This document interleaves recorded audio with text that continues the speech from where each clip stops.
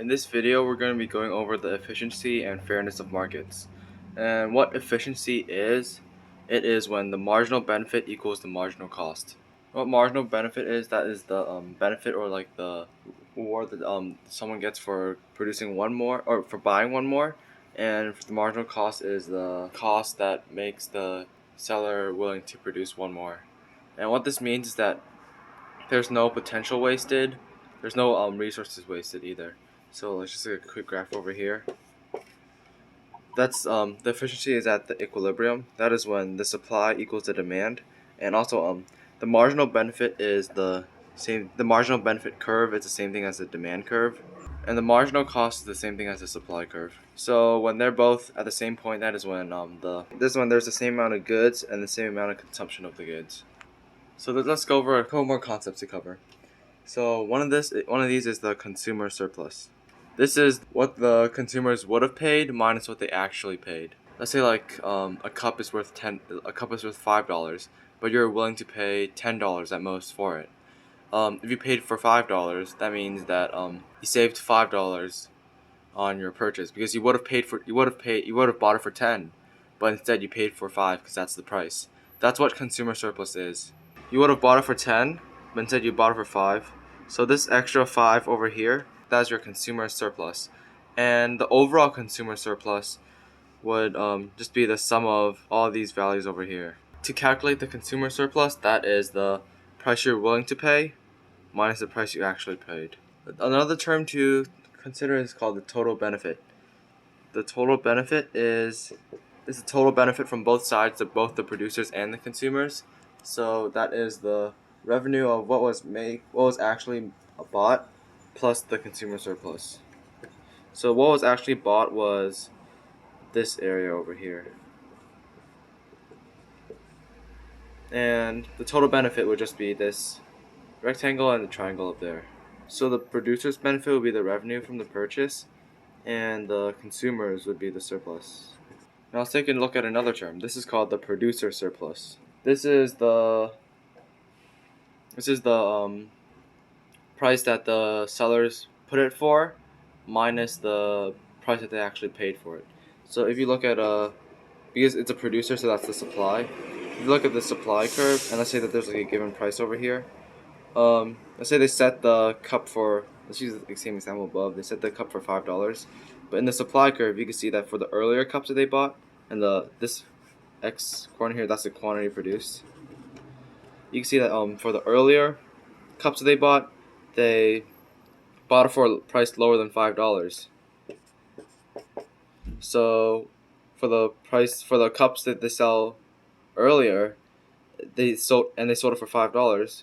That means that there's this excess money that they saved, because normally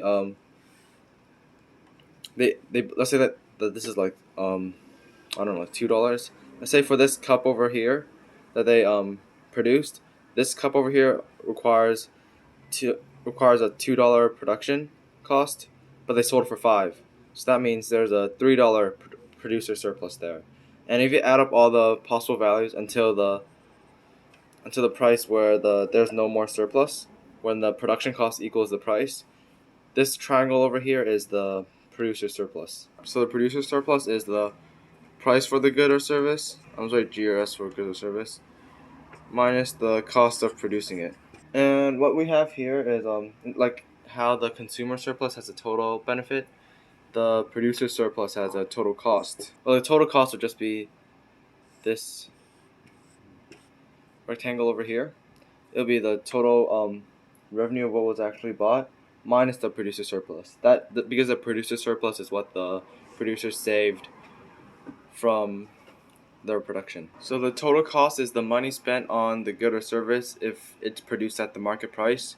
That is this right here. So that's like the rectangle minus a producer surplus, which I called PS, which was this shaded triangle up here. So now that we know some terms, let's talk about the efficiency in relationship to these terms.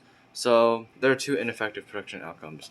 That is underproduction and overproduction. And what both of these production outcomes result in is called a deadweight loss. This is the amount of resources or money that ends up just being wasted and it's not used. And what underproduction, overproduction does is that it decreases the potential consumer surplus and production surplus. Let's take a look for this one. Because the marginal benefit is greater than the marginal cost, that means that the production is cut short. Amount supplied is not enough to meet the amount demanded. And I'm just gonna label the curves as well. And what this results in is this shaded area over here where there's no production. And this over here is called the deadweight loss. If it was normally efficient, I'm gonna draw a little diagram over here. If it was efficient, that means that that this would be the production, this would be the consumer surplus, and this would be the production surplus. You see how it's maximized all the way to the equilibrium? But with this case here, because of the deadweight loss, because of there's not enough supply for the amount demanded, that means that the consumer surplus and the production surplus are not maximized or have fully reached their potential. Let's take a look at overproduction.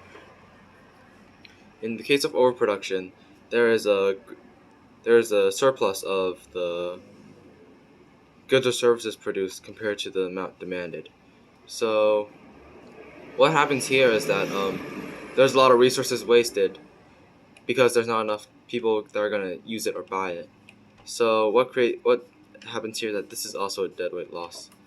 And although this part over here, the producer and consumer goods are the producer and consumer surpluses are reaching the equilibrium point, there's extra space here that could have been used rather than wasted, because this section over here has resources spent on it, but there's no value from it. And the equilibrium is so important because it is the part where it maximizes both of the surplus of the consumers and the producers. And this self-interest of maximizing the producer and the consumers' self-interest both leads to the social interest in market success. And without them being maximized, underproduction and overproduction occurs, and this is what leads to market failures. Alright, now that we talked about the efficiency, let's go over the fairness. There are two broad but conflicting rules in regards to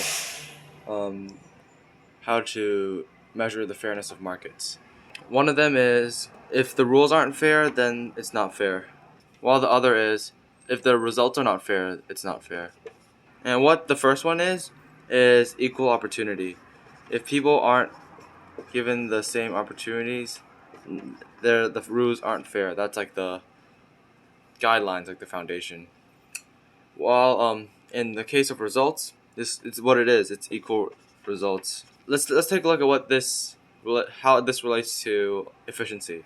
If there's equal opportunity, then there's no limit to what people could do, and this is the most efficient way, but it mostly leads to inequality.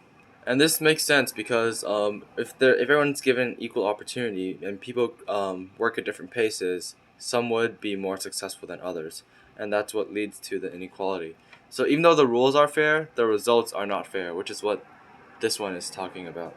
So what this one is how this one relates to efficiency is that this one is the most inefficient way, but everyone has the same at the end. And what this eventually leads to is it leads to economic market and failure, because there's a lot of prevention and economic growth is limited. What the equal results method uses is redistribution. That is when the rich give the money to the poor, so everyone has the same amount of money. Let's just give an example over here. Let's say this is like the economic pie. This pie is going to be distributed amongst the people. That's going to be how much wealth each people get. It's going to be like a percentage of the whole economic pie. This is just an example, or just like a visual here. So let's say one person gets a whole lot, right?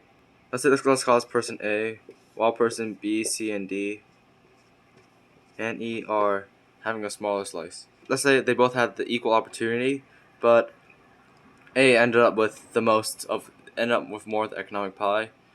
It leads to inequality, and to balance out between these two rules, then so they also match this viewpoint of fair results, then redistribution is taken into place. So part of the wealth of A goes into B, C, D, and E. But then what redistribution does is that people get a smaller slice of the pie, like overall. And the slice of the pie includes wealth as in like money or capital. And this ultimately leads to less wealth and less resources to produce wealth. If A gives up some of their capital to the other members, and A used that capital to get wealthy, while the others didn't really use their capital, then that capital that's given to the other members would just be wasted because they're not going to use them anyway. So that leads to less wealth overall. Like if A gives off like $1 million to split between these four, so that they all have the same, that results in less wealth. But it also results in less resources to produce wealth as well. Because if A gives away the capital that A is using to these other members who aren't using it, then that capital is just going to be wasted or not reached or not, doesn't use or isn't used to its full potential. So there's going to be less wealth and less resources to produce more wealth.